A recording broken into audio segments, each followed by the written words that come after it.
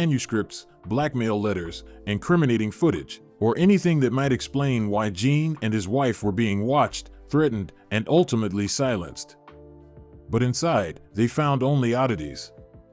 A faded, handwritten letter from the 1980s, signed by a director involved in a long-forgotten harassment scandal, now deceased.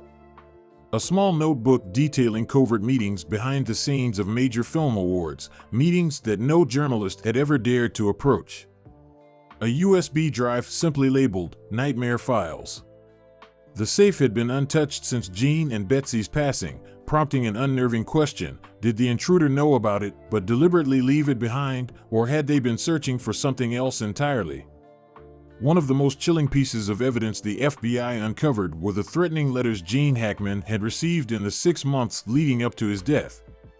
These were not sent via email or personal phone, but through old-fashioned paper mail, typewritten, with no fingerprints and no clear postmarks. The letters were brief, but chilling. "You know too much. Be silent, or silence will find you." Gene had tried to dismiss these threats during his lifetime, telling a close friend that Hollywood was full of past ghosts, and sometimes those ghosts wanted to remind the living of their existence. He never believed he was in real danger. As the investigation unfolded, the true story of Betsy Arakawa emerged, not just the image of a gentle wife fading in her husband's shadow, but of someone with a dangerous secret, one the FBI had barely begun to scratch the surface of. From mid-2024, Betsy had started collecting documents on underground forces in Hollywood. Handwritten notes, found in a kitchen drawer, mentioned names that could only be found on the darkest conspiracy theory forums. DL, a famous director accused of child abuse. HC, a media mogul who silenced witnesses with money and power. AP, an actress who mysteriously disappeared after threatening to expose a list of predator parties in Malibu. Betsy hadn't told Gene about these investigations, but she had left traces on her old laptop. The FBI uncovered numerous searches about the suspicious passing of actor David Carradine, the alleged suicide of Brittany Murphy, and leaked documents about human trafficking rings within Hollywood. The question now was, what did Betsy know? And did that knowledge make her a target before Gene? The FBI eventually closed the Hackman Arakawa case as an inconclusive criminal investigation, but the seasoned agents understood that this story didn't end with a simple internal report. It was merely a piece of a larger puzzle, one where the brighter the stage lights, the thicker the shadows behind.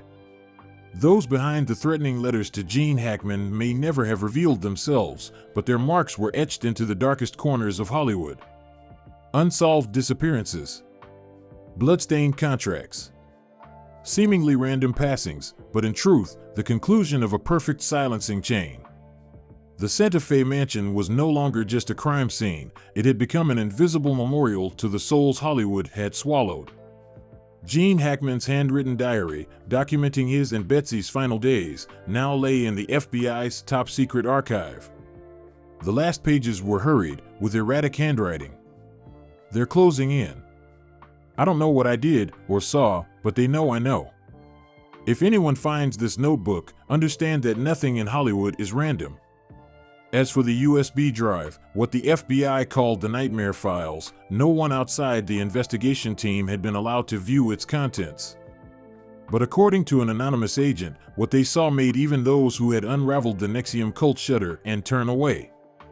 As twilight fell on the Santa Fe hilltop, the mansion's door remained ajar, a reminder that Hollywood never truly allows anyone to pass away in silence. Because in the city of dreams, every extinguished star leaves behind a ghost, and those ghosts always know how to whisper in the ears of the living.